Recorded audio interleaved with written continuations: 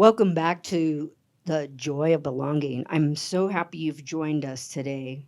My guests today have brought so much joy and laughter already. I'm excited to have them. They're creative people who've devoted their lives to the arts as curators, artists, directors, advocates, and visionaries.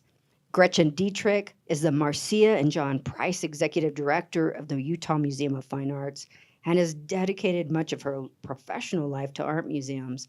She's also a member of the Art Bridges Foundation, created by Alice Walton, which is dedicated to sharing outstanding works of American art with those who otherwise would have limited access.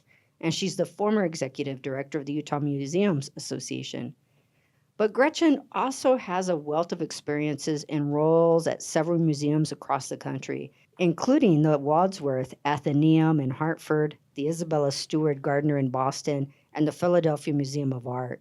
She came to the UMFA in 2008, 15 years ago, and has guided the museum through a number of remarkable changes and developments during that time. Thank you, Gretchen, for being here with us today. And we have Jorge Rojas, a 2022 Vision Arts Fellow for the Utah Division of Arts and Museums, a recipient of the of Salt Lake City Mayor's Artist Award, and a number of other recognitions and honors, including a recent mid-career retrospective at the Granary Arts Gallery in Ephraim. But Rojas is also one of Utah's most important, celebrated, and in-demand community art activists, curators, and a tremendous performance artist in his own right. He's the former director of learning and engagement at the UMFA, and for the past 2 years, Jorge has worked as a consultant and advisor to the Utah Valley University Museum of Art, developing an initiative called The Art of Belonging that the new museum recently launched for its grand opening, which I hope you'll tell us a bit about today. Welcome, Jorge and Gretchen, to the Joy of Belonging. Thank you. So happy to be here. In some ways, it seems now is an exciting time to be involved in arts and museums. There's so much happening, so much that is rapidly changing and evolving in the museum and art world. I want to get to some of those changes, but I want to just start by acknowledging how exciting this time might be for the work that you are both doing, the changes you've seen. And I want to look around and see this amazing art and voices that there's just so much. I mean, maybe it's always been this way. Maybe I'm just new to knowing you, new to knowing the work that you're doing. But can you talk to me about all the attention that you're bringing, the visible attention, the excitement, the heart of the art and museum worlds? I want to point out, like, for instance, Simone Lee, an African-American artist, recently represented the U.S. in the Venice Biennale. We just learned that Choctaw and Cherokee artist Jeffrey Gibson has been selected to represent the United States at the 2024 Venice Biennale. And Raven Chacon became the first Native American composer to win the Pulitzer Prize for Music. So has something changed? I would say yes. And it's been a long time coming. But I think it's important to note that these artists and many before them have paved the way for new generations of artists of color who have long deserved to be recognized for their work, but in many cases still haven't. Yeah, and I would definitely add from the museum side of things, not everybody's going in the right direction, in my opinion, but increasingly many art museums across the country are. And in my practice as a museum person, now 33 years in the field, for me and what we've always strived for at the UMFA is that art museums need to be as much about people as they are about art, and recognizing and valuing and not fearing that you're going to lose control of quote unquote excellence, or definitely recognizing that many different people, all people, make art, make great art, and that for generations and generations, museums in America have mostly collected works of art by white men. So when you look at our collections, our historic collections for sure, but even to some degree our modern and contemporary collections, when you walk into many museums, you're going to just see works of art by white guys. That is changing in the field. As an example, we've been collecting BIPOC and LGBTQ artists with intention for many years at the UMFA. But the next time you go to the Museum of Modern Art in New York City, if you haven't been there in a while, it's really different. It feels different and it looks different. After COVID, they did a big rehang, and it used to be when I went to MoMA, I could stand in the doorway of any gallery and I knew exactly who I was looking at, all the big guys, right? Hanging around, literally, big paintings around those gallery spaces. Now, when I visit the MoMA, and I do know a lot about art and artists, I don't know what I'm looking at. It's kind of changed our experience of museums, probably to the consternation of some folks for whom walking into the room full of all those big artists that we all know is easy. And now I think art going in many museums is harder than it used to be for people like me who know a lot about art, because you're seeing finally amazing artists and work that we've never seen before. MoMA's collected it all along, but they never showed it. And that there's a shift there that's really powerful and really important. Can we talk about that shift? Who does it draw in, right? To whose heart and soul, right? What is that meaning and feeling? And we're going to talk about joy. What do you think is? Well, I will say, being a little cynical in this business that I've been in for a long time, that in some ways the shift has happened because museums are looking at the changing demographics of this country. They are recognizing that our communities are diversifying at a very rapid pace.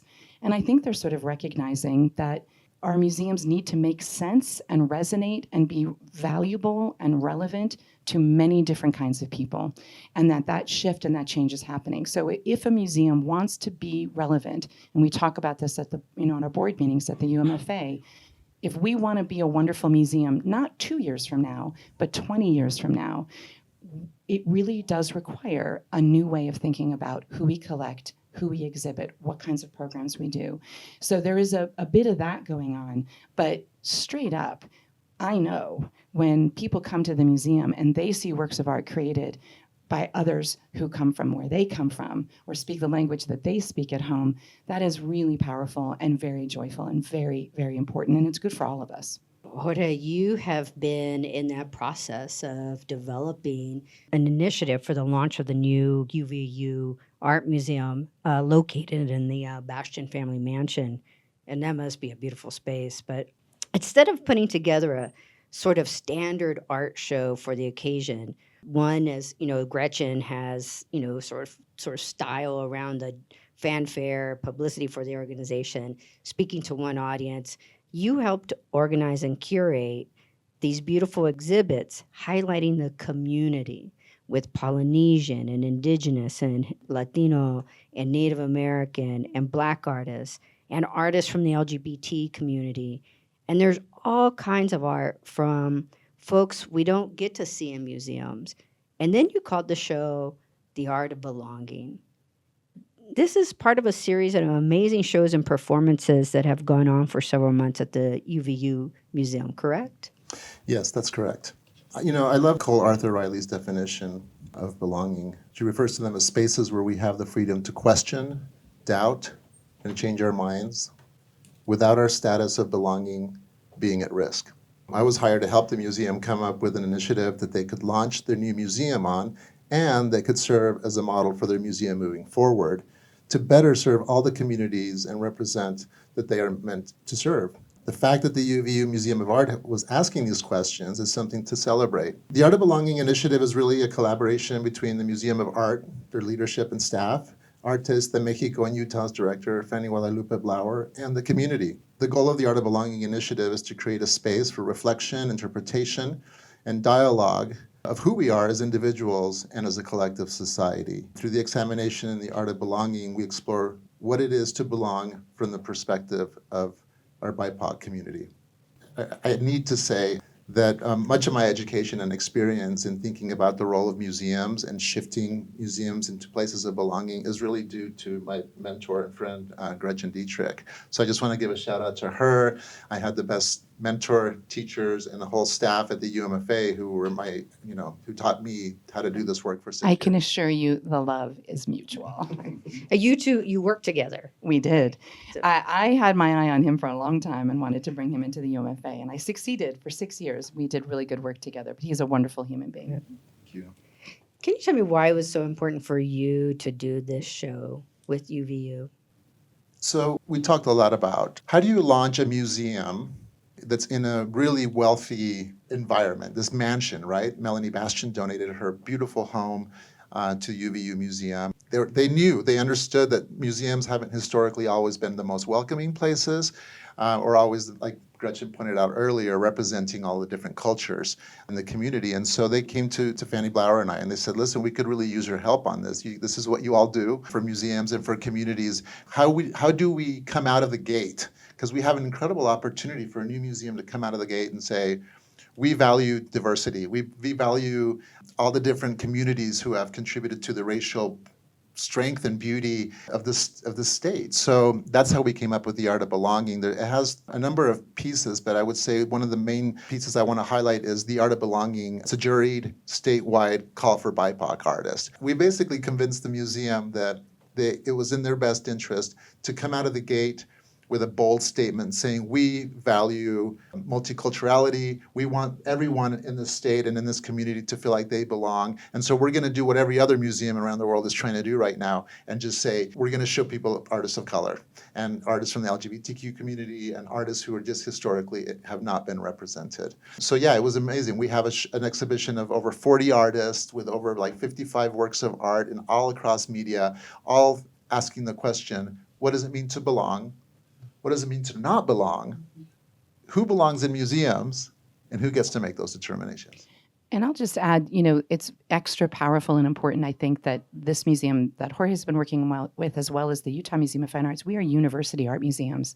So first and foremost, the UMFA is also really the civic museum for the city of Salt Lake, and we're also the state's art museum. But first and foremost, we are a university art museum, and we really think about that and we take that responsibility very seriously because art and museums have the power to connect people to very important ideas, to move people and to change the way they think about things. Artists are so powerful in that way.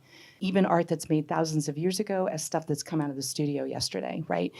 And really for me, I hate when I hear the art museum being thought of on this campus as sort of a jewel in the crown of the campus or a nice sort of additional thing. The work that happens in a university art museum is absolutely central to the learning and engagement and teaching and goals of the university itself. Art is always about ideas. It's about history. It's about the future. And when we engage students in feeling comfortable in these spaces, when we engage students in looking at and really thinking about what they're seeing, we are creating human beings that are going to be awesome, that are going to go out into the world and not be afraid to be questioned or to see something challenging, to not be afraid to encounter something different that they don't know.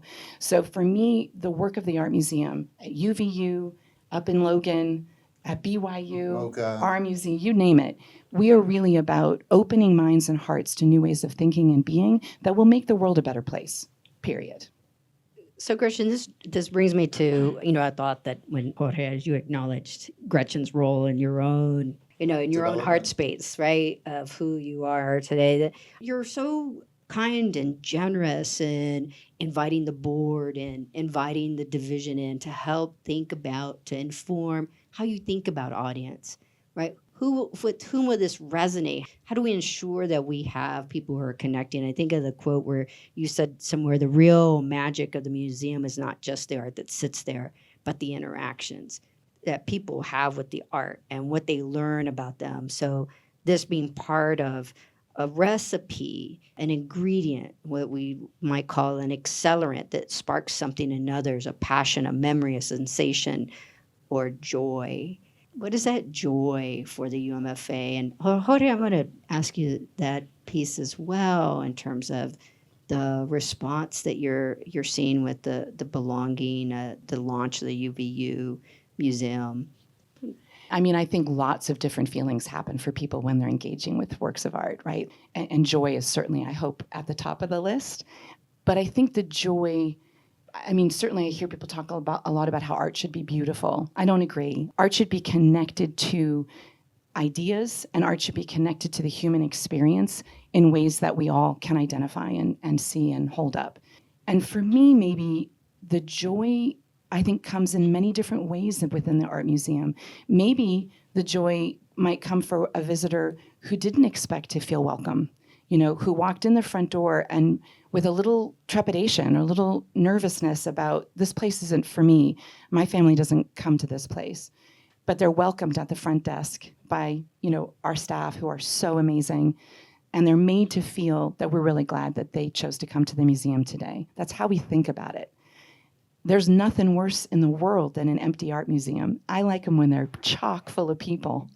I've worked with curators before who prefer them empty, by the way, because art never gets damaged when there's no one around it. But the point of it is to really connect and help visitors connect to whatever it is you need to connect to that day. And you might walk by a work of art 30 times, but the 31st time you walk by that work of art, it might change your life.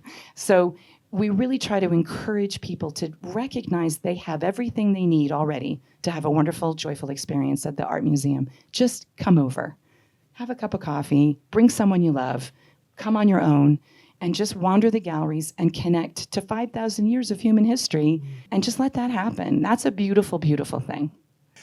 Yeah, I mean, in order for me to talk about it, the Art of Belonging initiative, it's actually a number of things, right? So I think it's important to note that there's all these public programs that we create around the exhibitions in order to create further opportunities for dialogue. The public programs that the Art of Belonging include like artist lectures and educator workshops, collaborations with faculty in the university, performance art series and family art making, and I can go on and on. One of the exhibitions that brings me a lot of joy, and I think has brought a lot of people joy in the community, is an exhibition by Maruch Santis Gomez.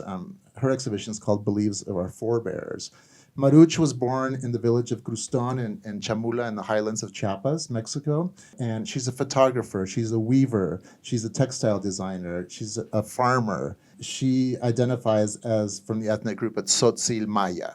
So historically, and this is from my own experience working in museums, Mesoamerican cultures, so like Mayans and even Native American communities here have often been relegated to places of the past, right? So we go into museums and we learn about the Mayans as a civilization that existed before, that were from the past, but that's not accurate. That's just not real. But there's Mayans living all over the world, and there's Mayans living here in this community here in Utah. And so for us to bring this artist from the highlands of Chiapas, who is documenting her forebears, her stories, her community stories, and through photography and through her weavings, is, I think, the most powerful message that we can send as far as like decolonizing museums and really shifting the thinking towards this idea of like who belongs in these museums, right? So I guess I should also point out that Maruch is exhibited internationally. She's been published, she's collected by museums, and so this is not her first, that's not her first rodeo at the museum, but it's the first time in Utah. That brings me a lot of joy because it shifts the center, right? And it really shifts the center from how old objects from collections are supposed to be the center to more like people, living, breathing artists who are making art today and who are making us think about what is important in our societies. I love the note you make, right, about removing them from the past, giving the voice, the agency, the visual of not just the today, but the future, right? That it's also future looking in people's resilience and survival. Present. And right, in the present moment, doing that, right? And so as you've worked with your, colleagues across UVU and all the programming, what would you say has been your favorite part of that work? Oh my God, I've loved every part of it, and every part of it's been difficult, because when you're dealing with institutions and universities, and boy, it's not ever easy work, but it's good work, and it all pays off because it's all about the art and about the artists and about the conversations. But I'm really excited about. I was invited to curate a performance series, and so I was thinking. I do some performance art myself, and I've done some curatorial work, and so I thought, okay. We are going to decolonize this mansion. And we're going to do it with living bodies of color that are moving and dancing and sweating and breathing and screaming and yelling throughout, and like performing and telling their stories from their perspectives in this mansion. And I just thought this is like a saging. It's like a purification. To me, that's how you shift energies. And it's also how you tell people this is not just a sacred place where you whisper and you walk around quietly. This is a place where you belong and you can question and you can doubt and you can ask and you can cry and you can, even be offended a little bit sometimes, So this performance art series has been fantastic, and I've gotten to great work with Stephanie Garcia and Punto de Inflexión, working with Mitsu Salmon, who's Japanese American, and several others. I think performance in this space has a really wonderful power. I just want to make a comment about the power of art and artists. I mean, for me, that's what this work always comes back to, right? And these amazing people, who Jorge is as an artist, and all of these amazing people that he just listed off for us, artists are incredible human beings. They have a capacity to see the world, to ask questions, hard questions, to help us find answers and solutions, to help us see the future and help us to envision a better future for all of us. And we always say at the UMFA, when we have questions, we ask artists for answers because they think they're better than the rest of us. They think differently, and they help us to do our work at the museum, certainly in every way, better and better. So I just feel like I love the degree to which Jorge's practice is centered on artists making art. And I think sometimes in art museums, we get away from that, and it's never good. You two have raised it throughout our conversation, right? Joy is often associated with happy, but you've not talked about the sort of happy. You've talked about full. You've talked about curious. You've talked about questioning, right? That joy allows for so much connection, right? So much of wonder. But I want to come back to this, right? That you are shaping and thinking about joy and belonging through various lenses and opportunities. I think of the body, of the mind, of the heart. Maybe joy in the art museum is about connection. That really powerful feeling of being connected to a history, to a story, to a person, to the world in a new way. That doesn't happen all the time when we sort of sit passively and watch Netflix. But sometimes it does there too. Art is art. But maybe that's what joy looks like in an art museum. I don't know. Yeah, I think joy is the result.